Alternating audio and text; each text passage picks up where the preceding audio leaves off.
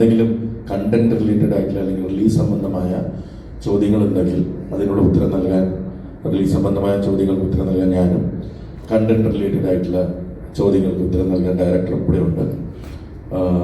ഇതൊരു meet and greet ആയിട്ട് ആണ് നിങ്ങൾ കരുതേണ്ടത്. അതോട് നിങ്ങളോട് അത് കഴിഞ്ഞിട്ട് നിങ്ങളോട് കാണാനും ഒരു സൗഹൃദ സംഭാഷണത്തിന് ആക്ടേഴ്സും കുറച്ച് പേര് ഇവിടെ എത്തിച്ചേരാമെന്ന് പറഞ്ഞിട്ടുണ്ട്. അവർ നിങ്ങൾ ഡിന്നർ കഴിക്കുമ്പോഴും ഒക്കെ വന്ന് നിങ്ങളെ കാണുന്നതായിരിക്കും.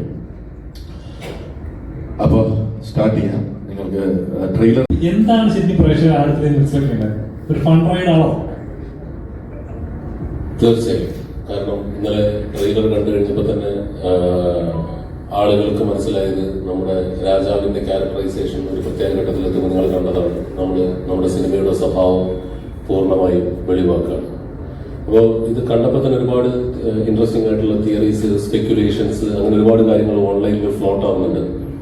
എന്നാലും ഏറെക്കുറെ നമ്മൾ പറയാൻ ആഗ്രഹിച്ചത് തന്നെയാണ് ആളുകൾക്ക് മനസ്സിലായിരിക്കുന്നത്. നിങ്ങൾക്കിത് ആദ്യത്തെ പോസ്റ്റ് സെക്ഷൻ ഓഫ് പോസ്റ്റേഴ്സിൽ നിന്നൊക്കെ തന്നെ നിങ്ങൾക്കൊരു ക്ലൂ കിട്ടിയിട്ടുണ്ടാവും. ഒരു കാലഘട്ടത്തിന്റെ കഥ കൂടിയുണ്ട് നമ്മുടെ ആട് 3. ഇത്തവണ നമ്മൾ ഒരു ടൈം ലൈനും കൂടി കൂടുതൽ അവതരിപ്പിക്കുന്നുണ്ട്. അത് നിങ്ങൾക്ക് ഏകദേശം മനസ്സിലായി കാണും. അപ്പം മറ്റൊരു ടൈം ലൈനിൽ ഒരു ഭൂതകാലത്തിൽ എന്ന് വിളിക്കാവുന്ന ഒരു കാലത്തിൽ ഇവരുടെ ലുക്ക് ആൻഡ് ഫീലുള്ള മറ്റൊരു കൂട്ടം പുതിയ ക്യാരക്ടേഴ്സ്, ഒരു ആട് മണ്ണിൽ എങ്ങനെ ഷാജി പാപ്പനും സർവത്ത് ഷമീറും അറക്കലും ഒക്കെ വന്നോ അതുപോലെ ഒരു കൂട്ടം ആളുകൾ കൂടി നമ്മുടെ ആടിന്റെ യൂണിവേഴ്സിലേക്ക് വരികയാണ്. ആക്ച്വലി ആട് സിനിമാറ്റിക് യൂണിവേഴ്സ് എന്ന് നമ്മൾ പറഞ്ഞൊരു തമാശയ്ക്ക് പറഞ്ഞു തുടങ്ങിയതാണെങ്കിലും ഇപ്പം ഒരു 6-7 പുതിയ ക്യാരക്ടേഴ്സിന്റെ അഡീഷൻസോട് കൂടി നമ്മുടെ യൂണിവേഴ്സ് ഒന്നും കൂടി വലുതായിരിക്കുകയാണ്.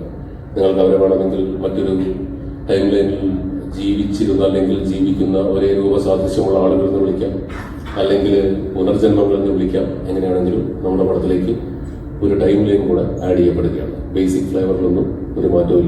നമ്മുടെ ഹ്യൂമർ പടം തന്നെയാണ്. അത് നിങ്ങൾ കണ്ടതാണ് ട്രെയിലറിൽ. പിന്നെ scale, canvas, scope, production value എല്ലാം നമ്മൾ ഒന്ന് അപ്ഗ്രേഡ് ചെയ്തിട്ടുണ്ട്. പിന്നെ ഒരുപാട് കൂടുതൽ ഒരുപാട് കൂടുതൽ അപ്ഗ്രേഡ് ചെയ്തിട്ടുണ്ട്. അത് കഥ ആവശ്യപ്പെട്ടത് കൊണ്ടാണ്. കാരണം ഒരു ഭയങ്കര ഇൻട്രസ്റ്റിംഗ് ആയിട്ടുള്ള ഒരു സിനിമയായിരിക്കും ആട്. നമ്മുടെ സിനിമയുടെ സ്ലാപ്സ്റ്റിക് സ്വഭാവം നിലനിർത്തിക്കൊണ്ട് തന്നെ നമ്മൾ ഫാന്റസി എലമെന്റുകൾ ചേർത്തുകൊണ്ട് ചെറുതായിട്ടൊന്ന് എപ്പിക് ഫാന്റസി എന്ന് വിളിക്കാവുന്ന ഒരു രൂപത്തിലേക്കാണ് ഇത്തവണ ആട് പ്രസന്റ് ചെയ്യപ്പെടുന്നത്. ആടിന്റെ 3ാം ഭാഗം ഒരു വ്യത്യസ്തമായൊരു സിനിമ അനുഭവമായിരിക്കും. ഒരു വ്യത്യസ്തമായൊരു കോമഡി സിനിമയായിരിക്കും. വിജയ് ചേട്ടാ, അതേപോലെ ഇപ്പം ടൈറ്റിൽ ആട് 3 വൺ ലാസ്റ്റ് റൈഡ് പാർട്ട് 1 എന്നാണ്. അതായത് ഒരു പാർട്ട് 1 ഓൾറെഡി അനൗൺസ് ചെയ്യുക. അതൊരു പ്രൊഡ്യൂസറിനെ സംബന്ധിച്ചുണ്ടാകുന്ന ഒരു പ്രോമിസ് അല്ലെങ്കിൽ ഒരു വിശ്വാസം എന്ന് പറയുന്നത് ചെറിയൊരു കാര്യമില്ലേ? ഓൾറെഡി ഒരു പടം അത് പ്രേക്ഷകൻ എടുക്കോ ഇല്ലയോ, വിജയിക്കില്ലെന്ന് പോലും അറിയാതെ ഇതിനൊരു പാർട്ട് 2 ഉണ്ട്, വന്നിരിക്കും എന്ന് ഒരു പ്രോമിസ് കൊടുക്കുന്ന ചെറിയൊരു കാര്യമില്ല. ആ കോൺഫിഡൻസ് ഞാൻ ആട് 1 ഇറങ്ങിക്കഴിഞ്ഞാൽ ആട് 2 ചെയ്തപ്പോൾ ചെയ്തിരുന്നല്ലോ. അന്നും ഇതേ ചോദ്യം ചോദിച്ചിരുന്നു. ആട് 1 ഒരു ബോക്സ് ഓഫീസ് പരാജയമായിരുന്നിട്ട് ആട് 2 എങ്ങനെയാണ് ഇറക്കുന്നതെന്ന് നമ്മളോട് മീഡിയ മാത്രമല്ല തിയേറ്ററുകാർ ചോദിച്ചു, ഇൻഡസ്ട്രി ചോദിച്ചു. അതേ കോൺഫിഡൻസ് തന്നെയാണ് ആട് 3 ഇറങ്ങുമ്പോൾ പാർട്ട് 2 ഈ ഫ്രാഞ്ചൈസി അല്ലെങ്കിൽ ക്യാരക്ടേഴ്സിനെ മലയാളികൾ, ലോകമെമ്പാടുമുള്ള മലയാളികൾ ഒന്നടങ്കം സ്വീകരിച്ചിട്ടുള്ളതാണ്. അപ്പോൾ അതിൽ ആ ഫ്ലേവറും നമുക്കറിയാം, ഓഡിയൻസ് എന്താണ് പ്രതീക്ഷിക്കുന്നത്. നേരത്തെ മിഥുൻ പറഞ്ഞ പോലെ ഇതിൽ ആ ക്യാരക്ടേഴ്സിനോടൊപ്പം തന്നെ അവർ തന്നെ പെർഫോം ചെയ്യുന്ന, വേണമെങ്കിൽ പുനർജന്മം എന്ന് വിളിക്കാം, അല്ലെങ്കിൽ അതേ ടൈം ലൈൻസ്, പണ്ടത്തെ ടൈം ലൈൻസിൽ ജീവിച്ചിരുന്ന വേറൊരു ക്യാരക്ടേഴ്സിന് വിളിക്കാം. അത് ഓരോരുത്തരുടെ ഇമാജിനേഷൻ പോലെ ഇത് ചെയ്യാവുന്നതാണ്. അപ്പൊ ആട് 2ന്റെ വന്നു കഴിഞ്ഞാൽ ആട് 2ലേക്ക് ഞങ്ങൾ വരുമ്പോൾ ഞങ്ങൾക്ക് മനസ്സിലായ ഒരു കാര്യം, ഈ ക്യാരക്ടേഴ്സിനെ ആളുകൾ ജനങ്ങളോട് സ്വീകരിച്ചു, മനസ്സുകൊണ്ട് സ്വീകരിച്ചു കഴിഞ്ഞപ്പോൾ അവർക്ക് ഇഷ്ടപ്പെടുന്ന രീതിയിൽ ആ ക്യാരക്ടേഴ്സിനെ നമ്മൾ ഒരു കഥയോടൊപ്പം അല്ലെങ്കിൽ ഹ്യൂമർ ഫ്ലേവറോടൊപ്പം കൊണ്ടുവന്നാൽ മലയാളികൾ സ്വീകരിക്കുമെന്നുള്ള ഉറപ്പ് ഉള്ളത് കൊണ്ടാണ് ആടിച്ചു. അത് ജനങ്ങൾ 2 കൈ നീട്ടി സ്വീകരിച്ചു. ആട് 3ലേക്ക് വരുമ്പോൾ നേരത്തെ മിഥുൻ പറഞ്ഞ പോലെ ഇതിന്റെ സ്കെയിൽ വലുതാണ്. ഇതിലൊരു കുറച്ചും കൂടെ ഡെപ്തുള്ള ഒരു സ്റ്റോറി ഉണ്ട്. അപ്പം മറ്റത് ഇപ്പം ആട് 1 മിഥുൻ പറയുന്നതായിരിക്കും കറക്റ്റ്, നീലക്കുടുവ. അപ്പം എന്താണ് ഇതിന്റെ വ്യത്യാസം എന്ന് ചോദിച്ചാൽ, ആട് 1 നമ്മളൊരു പെട്ടിയിലടച്ച നീലക്കുടുവയിലേക്ക് പിന്നാലെ ഓടി ആട് 2-ൽ നമ്മളൊരു പെട്ടിയിലടച്ച ഒരു കമ്മട്ടത്തിന്റെ പിന്നാലെ കൂടി ആട് 3-ലും ആ ഓട്ടം പാപ്പനും സംഘവും തുടർന്നുകൊണ്ടേ ഇരിക്കുന്നു. 2 ടൈം ലൈനിൽ ചിലപ്പോൾ ഓടിയെന്ന് വരും. ഇത്രേ ഉള്ളൂ വ്യത്യാസം. ബേസിക്കലി ആ പഴയൊരു ടൈം ലൈൻ സൃഷ്ടിച്ചെടുക്കാൻ ഇത്തിരി കഷ്ടപ്പെട്ടു. അത് നിങ്ങൾക്ക് കാണുമ്പോൾ മനസ്സിലാവും.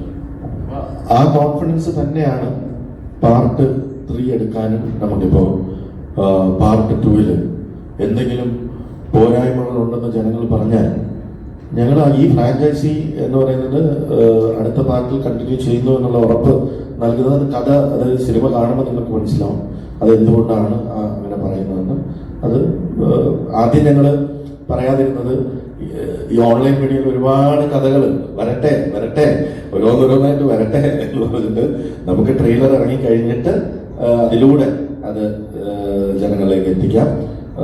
എന്നിട്ട് അതിന്റെ കൂടെ ഭാഗമായിട്ടാണ് ഈ മീറ്റ് ആൻഡ് ഗ്രീറ്റ് ഞങ്ങൾ വെച്ചത്. അതേപോലെ തന്നെ ഇത് ഇറങ്ങുന്ന റിലീസ് ദിവസം തന്നെ ഒരു സീസൺ മലയാളത്തിൽ വളരെ കുറച്ച് സീസണുകളിലേ ഉള്ളൂ എല്ലാം. ഇതുപോലൊരു സീസണിൽ വേറെ പടങ്ങൾ ഉണ്ടാവില്ല എന്ന് വിചാരിക്കാൻ മാത്രം ഒരിക്കലും അങ്ങനെ ഒരാളല്ല. അപ്പൊ എന്തായാലും പടങ്ങൾ ഉണ്ടാവും. 2 അന്യഭാഷാ ചിത്രങ്ങൾ വരുന്നു. അതിലൊരെണ്ണം ഫസ്റ്റ് പാർട്ട് ഹിറ്റായ സിനിമ തന്നെയാണ്. വേറൊരെണ്ണം അതേപോലെ ഓൾ ഇന്ത്യ ലെവലിൽ ഇറങ്ങുന്ന ഒരു മാസ് സിനിമയാണ്. പക്ഷേ ആട് എന്ന് പറയുന്നത് മലയാളികളുടെ സ്വന്തം ഫ്രാഞ്ചൈസിയാണ്. മലയാളികൾ കഴിഞ്ഞ 8 വർഷത്തിൽ ഞാൻ ഏറ്റവും കൂടുതൽ കേട്ടിട്ടുള്ള ചോദ്യം ആട് 3 എന്ന് വരും എന്നുള്ളതാണ്. അതിനുള്ള ഉത്തരവുമായി ഞങ്ങൾ വരികയാണ്. നിങ്ങൾ ചോദിച്ച ചോദ്യത്തിനുള്ള ഉത്തരവാണ്. അപ്പൊ അത് നിങ്ങളുടെ ഉത്തരവാദിത്വമാണ്. മലയാള സിനിമയെ സ്നേഹിക്കുന്ന അല്ലെങ്കിൽ ആടിനെ സ്നേഹിക്കുന്ന ഞങ്ങൾ കൊണ്ടുവരുന്നു. ഇനി നിങ്ങൾ അതിന്റെ കൂടെ വേറെ പടം ഉണ്ടായിരുന്നല്ലോ, ഇനി ഒറ്റ എന്ന് പറഞ്ഞ് ഞങ്ങളുടെ കാര്യമായിരുന്നു നിങ്ങൾ എന്താ ഒറ്റക്കിറക്കാൻ എന്നൊന്നും ചോദിക്കരുത്. പിന്നെ ഇത് ഒരു ക്ലീൻ യു ചിത്രമാണ്, ഫാമിലി എന്റർടൈനർ. അപ്പോൾ ഒരു സമ്മർ കാലത്ത് ഹോളിഡേ തുടങ്ങുന്ന സമയത്ത് ഇതുപോലുള്ള ഒരുപാട് ഹോളിഡേസ് ഉള്ള അല്ലെങ്കിൽ എക്സാമുകളൊക്കെ കുറെ കഴിഞ്ഞു, പിന്നെ കുറച്ച് 2-3 ദിവസം കഴിയുമ്പോൾ വീണ്ടും എല്ലാ എക്സാമുകളും കഴിഞ്ഞു, കുട്ടികൾ ഫ്രീ ആണ്. അപ്പൊ ഫാമിലിയോടൊപ്പം ഒരുമിച്ച് വന്നിരിക്കാവുന്ന, അതായത് 18+ അല്ല, 10 വയസ്സോ 5 വയസ്സോ 2 വയസ്സോ ഉള്ള കുട്ടികൾക്ക് പോലും അമ്മയ്ക്കും അച്ഛനോടൊപ്പം വന്നിരുന്ന് എൻജോയ് ചെയ്യാവുന്ന ഒരു കംപ്ലീറ്റ് ഫാമിലി തിയേറ്ററാണ്. അതാണ് നമ്മുടെ ഓഡിയൻസ്. ഇതൊരു ക്ലീൻ യു ചിത്രമായിരിക്കും എന്നുള്ളത് 24 പടത്തിന്റെ സെൻസറിങ്ങിന് പോയ എനിക്ക് ഓൾറെഡി അറിയാം. അതുകൊണ്ട് ഇനി എന്തെങ്കിലും അങ്ങനെ ഒരു കട്ട് സെൻസർ പറഞ്ഞാൽ തന്നെ ഞങ്ങളത് കട്ട് ചെയ്യാൻ തയ്യാറാണ്. കാരണം ഇത് എല്ലാ കുടുംബത്തോട് ഒരുമിച്ചിരുന്ന് വന്ന് കാണേണ്ട സിനിമയായതുകൊണ്ട് ആ ഓഡിയൻസ് ആടിലേക്ക് വരും എന്ന് തുടക്കത്തിൽ തന്നെ ആടിലേക്ക് വരും എന്ന് ഞങ്ങൾ പ്രതീക്ഷിക്കുന്നു. എനിക്ക് തോന്നുന്നു